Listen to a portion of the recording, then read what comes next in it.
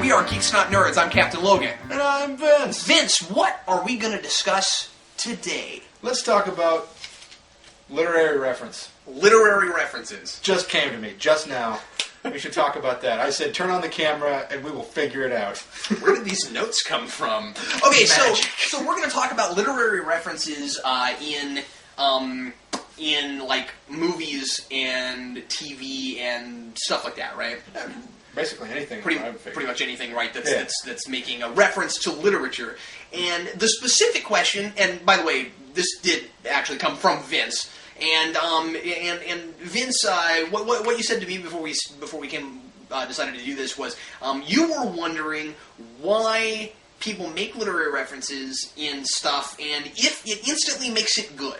Yeah. Which I think is the interesting part. I like that. You know, I found it interesting that going through school and all these English courses that I had to take and you had to take. We did. Because I assume you got a lot of the same thing. Well, in fact, some of them we took together. That's true. Playwriting, American literature. We had an American literature course together. It was fun. Oh, Vince, getting to sit next to you got me through that course, pal. It was a little dry. That was a little dry. I don't know if you guys have ever read Arthur Gordon Pym, but it is hard. Did you ever It's not difficult as in the language. It's hard to get through because I kept going. Did you ever have Carruthers for British Lit? No. He was awesome. Yeah. I had Irby for British Lit. If you ever go to KU and you need to take an English course, try to get Carruthers. Anyway, go ahead. Anyway. If you ever go to KU and you need to take an English course, take Australian Lit. I can't talk today. Australian Lit's a lot of fun. What was that like? It was fascinating. Because it was all modern literature. It was all modern Australian stuff. Because you know what I think of literature, the first country I think of is not really Australia. Like I was surprised that was even offered. Like, it's the strangest thing about that is they had a children's book in there that I would not let my children read. Not that I have children, or that they you wouldn't let my kid read. No, I would not let his kid read that. I would let his kid read Puff the Magic Dragon because that's a movie. But if you think about the way like fairy tales and fables used to be written, I mean, like they were for children, but they were like extremely gruesome and violent, and there was a lot of like beheading and kids being thrown in ovens. And this book that I read was just called Thursday's Child, just a very uncomfortable book, very very disturbing. All right, so for lack of a good way to segue, so literary references. Well, fairy tales are referenced in movies. A lot, yeah.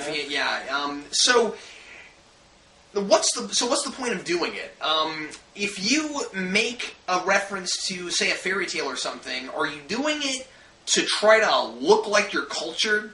Or are you doing it because it's something that's recognizable that everybody knows, so you're immediately speaking like a common language?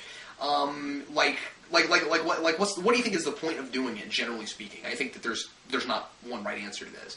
It depends on in what medium it's showing up almost. Mm-hmm. I think like if it happens in comics, I've read that a lot before, where they'll just have a random reference to some sort of literature. It's trying to make themselves or the character seem cultured in some way. Mm-hmm. And in a way that is very effective. If your character would make a reference to this, then why not?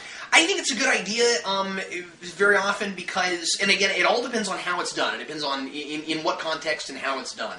Mm-hmm. But I think that when you have characters making literary references, as long as it isn't like being really obvious to say this is a point we're making, it can tell you a lot about the character. What does that character read? What does that character watch? It's always good to try to make your characters not generic. And you do that by giving them interests. So if your character suddenly makes a quote from a book that he read, they're quoting Nietzsche or something, as opposed to just Superman. Yeah, no, I got it. But no, that's a really good example, though. If he's quoting Nietzsche, it means that he's not just doing recreational reading, right? He's well read. Either he's really educated because he went to school, or he read it on his own, and then you can start making assumptions about characters. You know what I mean? If Bruce Wayne makes a comment like that, it could be because of his education in an education system, or it could just be because he's got a big library in his house with all these books. You know what I mean? Like when a rich person does it versus a poor person, and those sorts of things. You can start drawing conclusions, which is something you want to do when you're reading. Interesting idea I just had. Mm-hmm. Like if you were to have a well-read character, somebody that you know, like say he's a college professor, or say he's just a scholar of some kind, and he starts quoting, say, Stephen King, or Batman, or whatever, then that's interesting too, because that makes him more on the common man level. Sure. So absolutely. therefore, you can use literary reference to help people relate to a character, or even to make them seem more magnificent than what they would have seemed otherwise. Yeah. So yeah. Yeah, I agree with that. So like things that do this a lot, I want to get into a little bit. Now, I know that this isn't a show that you watched a great deal of, but Lost was all about literary references, just freaking everywhere. And the thing is, when you watched that show, the more educated you were, the more stuff you pick up on. Because they would name characters based on literary references. And sometimes things would go over your head if you didn't know why a character was named a certain way. Like, that's probably one of the more extreme examples of this. And it wouldn't always just be literary references too. Like okay, so they had a character named John Locke. That's pretty obvious. You know what I mean? He was John Locke, and they made interesting points about the philosophies of John Locke through John Locke's characters, and sometimes through his characters. Sometimes John Locke's ideals would match up with the real John Locke, and very often they'd be the exact opposite. And so it'd be kind of interesting. But then you have things like Jack Shepherd. He was kind of a Jesus figure, and so his last name was Shepherd. His father's name was Christian, and his father in a lot of ways represented God. So it got really interesting. And then there was Danielle Rousseau. If you read Rousseau, you'd pick up on a lot more of what they were doing with her character.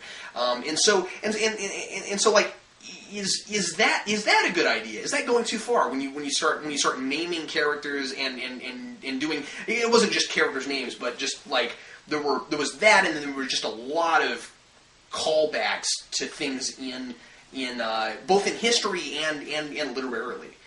I think that's a good thing. I think that it effectively makes your movie or TV show or book or whatever into a puzzle. And that's why a lot of us were fans of that show, because it was a puzzle. You can sit down and you can watch it and you can enjoy it just for the ride that you go on, or you can really pick it apart and figure things out. Right. Like, oh, this is where this corner piece goes. I get it. So that's interesting too. Yeah. Where it doesn't work is when it relies solely on that. Because just because you have that doesn't mean that you also don't need all the things that make story work. It doesn't mean at that point it's not a puzzle anymore. You can't have good characters and you can't have good motivations and character arcs and all the things that we talk about that make good writing. You know, we took a playwriting class together and right. Cap and I had a discussion about this. I forgot even what I was talking about. Oh, sitting down to write a story about something. Mm-hmm. Saying, okay, I'm going to write a story about AIDS. Like, well, now what you have is 30 minutes worth of a lecture. Yeah, right. You don't necessarily, like with all these literary or historical references, what you would effectively have is 30 minutes worth of a lecture. And 30 minutes worth of a history lesson. So in the guise of narrative. Yeah. And we don't want that. That's not entertaining. So you guys are trying to make me care about John Locke. Well, that's cool, but I don't care about your character at all, and therefore I really don't care about John Locke. Right. You have to service your story before you can service a message. Mm-hmm. So, yes. Star Trek does it a lot also, and I just want to mention this briefly, because they very often, in my opinion, sometimes it worked really well in Trek and sometimes it didn't. There were tons and tons of Shakespeare references in Star Trek. The most notorious one being Star Trek VI, with the Klingon who just keeps quoting Shakespeare ad nauseum all the way through the movie, and said things like, "You haven't read Shakespeare until you've read him in the original Klingon," which is still one of my favorite things, because they apparently like to pretend like Shakespeare was a Klingon. And aren't there plays? Haven't they translated plays into Klingon? They have. Mm-hmm. Yeah, I think I know that because I saw one of those at one of your Trek. The Klingon Hamlet. That's hilarious. Was the big one, yeah. And there have been portions of the Bible translated into Klingon, and some other things. But anyway, the thing is, sometimes it worked really well and sometimes it didn't. And the times that it didn't, it seemed to me like it was just there to try to be cultured and try to be like, we're about, like, Star Trek is about culture and like, we have an appreciation for this, so we're gonna slap it in here somewhere. There was a Voyager episode that was just Beowulf. And it wasn't like it was an allegory that was Beowulf. Like the Doctor was on a Beowulf holodeck program, and it kept running, and they couldn't stop it. And it was one of those, the holodecks, the safeties are off, and it's all messed up. And Sarah and I did a Treksperts on holodeck episodes, and so anyone who's watching this and watches Treksperts already knows that holodeck episodes are not my favorite thing, but anyway, it was this kind of thinly veiled thing where it was just, well, we wanted to do Beowulf, so we found an excuse to do Beowulf. It could have been cool if it wasn't contrived, but the problem was that it was this giant contrivance, and so that's when it's bad. You know what I mean? And there's really good examples of it too, like Data being like really interested in Sherlock Holmes and pretending to be Sherlock Holmes. That was always a cool idea. I always thought that was really fun. Like he was trying to discover his humanity through pretending to be Sherlock Holmes on the holodeck, and I always thought that was a neat idea. That is kind of neat. I think sometimes shows are just basically pleading with their audience, saying, "Please think we're highbrow." Yeah. Please, and I think that happens a lot with things of ill repute, we'll call them, like comic books. People like, that's a children's book.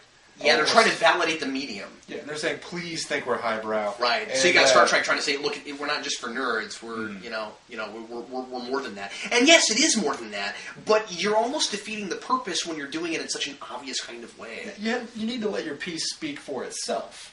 Because if you're trying to rely on it being highbrow, then you're creating crap again. Mm-hmm. So, and there's bad Trek, and there's good Trek. There's bad comics, and there's good comics. Well, when you make 702 episodes of anything, you're gonna have bad things. Yeah, 700's a big number.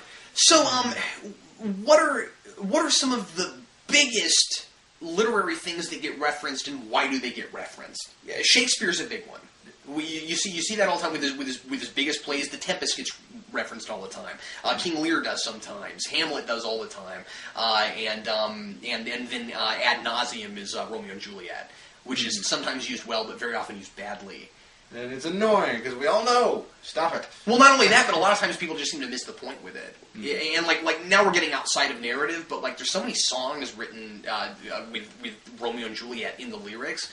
And it always seems to be about love that works out, which doesn't make any sense. You know what I mean? Like Romeo and Juliet was a tragedy. Like I don't know why couples are aspiring to be like Romeo and Juliet. That was a tragedy. It's a tragic play. Romeo and Juliet, much like the word irony, people don't get it. Yeah, right. Exactly. Shakespeare, yep, mythology, all the time, and the Bible are the biggest things to my understanding. And I'd agree with that. And that's pretty much. When I first thought of this, what two things get the most referenced in my mind? They were the Bible and not Shakespeare, but and mythology. But it occurs to me Shakespeare is one of those things. Yeah, I think Shakespeare is probably third on that list.